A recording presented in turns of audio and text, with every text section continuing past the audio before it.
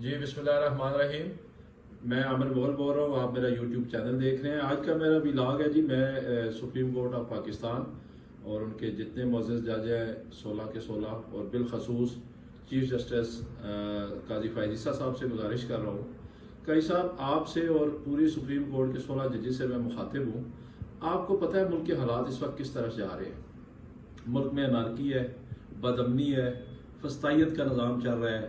ایک پارٹی کو پوری قوت سے دبانے کی کوشش کی جا رہی ہے اور دوسری پارٹی کو پوری قوت سے سرکاری سرپرستی میں اوپر اٹھانے کی کوشش کی جا رہی ہے. جو باقی پارٹیاں ہیں جس طرح پیپلز پارٹی ہے، جس طرح جمعیت علماء اسلام ہے، جس طرح MQM ہے، جس طرح ANP ہے، ان کو اس بات کا گلہ نہیں ہے کہ تحریک انصاف کو کیوں دبایا جا رہا ہے اور نون لیگ کو کیوں اٹھایا جا رہا ہے. ان کو اس بات کا گلہ ہے کہ ان کو کیوں نہیں اوپر اٹھایا جا رہا. تو میں اس ماحول میں چیف جسٹس آف پاکستان سے یہ کہوں گا، چیف جسٹس صاحب بہت یہ ملک کا نازک وقت ہے، بہت نازک دور ہے اور سب کی نظریں آپ کی طرف ہیں کیونکہ پاکستان کا بہت بڑا آئینی ادارہ ہے. پاکستان کو آگے لے جانے میں، اس پاکستان کو اس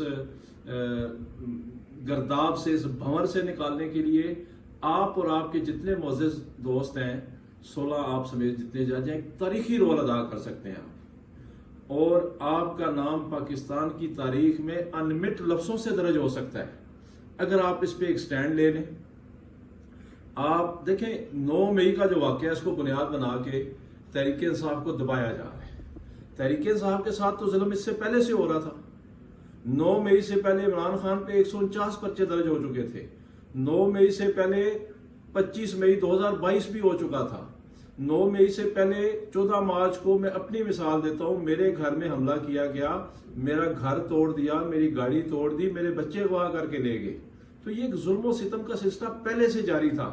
اور 9 مئی چونکہ فوج اس میں فریق ہے تو ایک تاریخی فیصلہ آپ نے دیا ہے کہ جو خود فریق ہے وہ کیسے انویسٹیگیشن کر سکتے ہیں یا وہ کیسے جج بن سکتے ہیں، وہ کیسے عدالتیں لگا کے فیصلہ کر سکتے ہیں، جو پہلے ہی ہمارے معزز جرنیل صاحبان کہہ چکے ہیں کہ یہ لوگ یا یہ پارٹی اس میں ملوث ہے. تو ظاہر ہے اس پہ کسی تھرڈ پارٹی نے یہ آگے فیصلہ دینا ہے. تو بہترین فیصلہ دیا آپ نے جو آرمی کورس کے بارے میں آپ نے دیا ہے.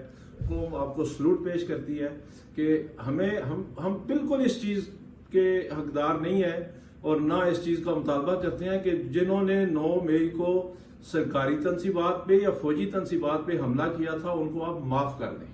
ہم بالکل یہ مطالبہ نہیں کرتے ہیں. ہم مطالبہ یہ کرتے ہیں کہ 9 مئی کو جنہوں نے حملہ کیا تھا یا 9 مئی کو جو اس میں ملوث تھے ان سب کو کیفے کردار تک پہنچائے، لیکن طریقہ اتنا شفاف ہو کہ پوری قوم اس کی ساکھ کو تسلیم کرے، پوری قوم اس پروسیس کو مانے کہ ہاں واقعی یہ ایک بہترین پروسیس کے ذریعے، ایک جینوئن پروسیس کے ذریعے ملزمان کو یا مجرمان کو کیفے کردار تک پہنچایا گیا. آج جس طریقے سے 9 مئی کی انویسٹیگیشن ہو رہی ہے، جس طریقے سے 9 مئی کی تفتیش ہو رہی ہے، جس طریقے سے 9 مئی کے ملزمان یا مجرمان کو بیہیو کیا جا رہا ہے، اس نے اس پہ کئی سوال کھڑے کر دیے. میں آپ کو 2-3 مثالیں دیتا ہوں. مراد راس آئی جی پنجاب نے پریس کانفرنس میں بتایا کہ یہ مین ملزم ہے 9 مئی کا. عثمان ڈار مین ملزم تھا پولیس کے مطابق اور گورنمنٹ کے مطابق 9 مئی کا. اس کے گھر چھاپے مارے گئے، اس کی والدہ سے بدتمیزی کی گئی، اس کی فیکٹریاں سیل کی گئیں، اس کا گھر سیل کیا گیا. صداقت عباسی اس کے گھروں میں چھاپے مارے گئے، گھر اس کا توڑا گیا. مین ملزم تھا ان کے مطابق 9 مئی کا. فرق حبیب ان کے مطابق 9 مئی کا مین ملزم تھا. اور ابھی جو اندلیب عباس ہماری MNA تھی، خدیجہ شاہ کے ساتھ ایک گاڑی میں بیٹھی ہوئی تھی اور 9 مئی کی مین ملزمہ تھی ان کے نزدیک یا ان کے مطابق. اس کو اشتہاری بھی قرار دیا ہوا تھا اور وہ استحکام پاکستان کے ادھر گئیں، ان کے سارے گناہ معاف. عثمان ڈار نے ایک انٹرویو دیا، سارے گناہ معاف. فرق حبیب نے انٹرویو دیا، سارے گناہ معاف. صداقت عباسی نے انٹرویو دیا، سارے گناہ معاف. مراد راس نے ایک دوسری پارٹی جا کے جوائن کی، سارے گناہ معاف. تو معذرت سے 9 مئی پہ بڑے سوال کھڑے ہو گئے ہیں. تو ہم یہ کہتے ہیں کہ آپ 9 مئی کی تحقیقات کریں سپریم کورٹ. آپ عمران خان اور نواز شریف پہ جتنے بھی کیسز ہیں، ظاہری سی بات ہے یا وہ سچے ہیں یا جھوٹے ہیں، تو آپ ایک سپریم کورٹ کا فل کورٹ بیٹھ کے ایک جوڈیشل کمیشن تشکیل دے جو ان سارے معاملات کو یکجا کرے، ان سارے معاملات کی تفتیش کرے، تحقیق کرے، جوڈیشل کمیشن بنائے، تاکہ یہ تاثر ختم ہو کہ ان واقعات کی آڑ میں یا جو کرپشن کے کیسز عمران خان پہ یا نواز شریف پہ بنائے گئے ہیں، ان کی آڑ میں کہیں نواز شریف کو یا عمران خان کو سیاست سے دور تو نہیں کیا جا رہا، یا ماضی میں کسی کو دور کرنے کی کوشش۔ اگر نواز شریف یہ دعویٰ کرتا ہے، میرا تو خیال ہے کہ اس کے اوپر سارے کیس سچے ہیں، لیکن اگر یہ نواز شریف مطالبہ کرتا ہے کہ نہیں میری ایک دفعہ پھر تفتیش ہونی چاہیے، تو وہ نون لیگ کے تو پسندیدہ جج ہیں قاضی فائز عیسیٰ صاحب، تو ہمیں کوئی اعتراض نہیں ہے، تو کوئی قاضی صاحب ایک ایسا طریقہ کار بنائیں، آپ اس ملک کی سب سے بڑی آئینی عدالت کے سربراہ ہیں، اس ملک کو اس گرداب سے، اس بھنور سے آپ نکال سکتے ہیں، تو خدا را ایک ایسا جوڈیشل کمیشن بنائیں جس میں تمام سیاستدانوں کے کیسز لے آئیں اور کیسز اپنی جگہ چلیں، کسی کو بھی معافی دینے کی ضرورت نہیں ہے۔ جو گناہگار ہے، اس نے کرپشن کی ہے، اس نے کوئی دہشت گردی کی ہے، اس نے کوئی کسی فوجی عمارت پہ حملہ کیا ہے، اس نے کچھ بھی کیا ہے، اس کی سزا جزا ساتھ ساتھ چلتی رہے، لیکن اس کی آڑ میں ملک میں ایک پارٹی کو یا ایک نظام کو یا ایک شخص کو مسلط کرنے کی جو کوشش بظاہر نظر آ رہی ہے، اور اب تو پیپلز پارٹی چیخ پڑی ہے اس پہ، مولانا فضل الرحمان کی ہلکی ہلکی آوازیں آ رہی ہیں، اور میں پھر کہتا ہوں مجھے تو یہ لگتا ہے وہ اس لیے نہیں آ رہی کہ عمران خان کے ساتھ کوئی زیادتی ہو رہی ہے، یا اس لیے نہیں آ رہی کہ نواز شریف کو کوئی فیور دی جا رہی ہے، وہ اس لیے آ رہی ہے کہ ان کو فیور کیوں نہیں دی جا رہی۔ تو تحریک انصاف کا تو یہ مطالبہ ہے، اور میں ایک عام آدمی کی حیثیت سے آپ سے گزارش کر رہا ہوں، میں تحریک انصاف کے عہدیدار کی حیثیت سے نہیں کر رہا، ہمارا یہ مطالبہ ہے، یہ 25 کروڑ عوام کا آپ سے یہ مطالبہ ہے کہ آپ سب کے ایجنڈوں کو سائیڈ پہ رکھیں، ایک ہی ایجنڈا آپ نافذ کریں، ملک کی سلامتی کا، ملک کی بقا کا، ملک کی بہتری کا، ملک کو آگے لے کے جانے کا، ملک کو اس گرداب سے، اس بھنور سے، اس بحران سے نکالنے کا۔ آپ قوم کے لیے امید کی کرن ہے۔ دیکھیں بظاہر 9 مئی میں کس کا جھگڑا چل رہا ہے جی؟ پاک فوج جو ایک ہمارا عظیم ادارہ ہے، اور سیاستدانوں کا یعنی کہ تحریک انصاف کا، تو یہ دو تو ہوئے فریق۔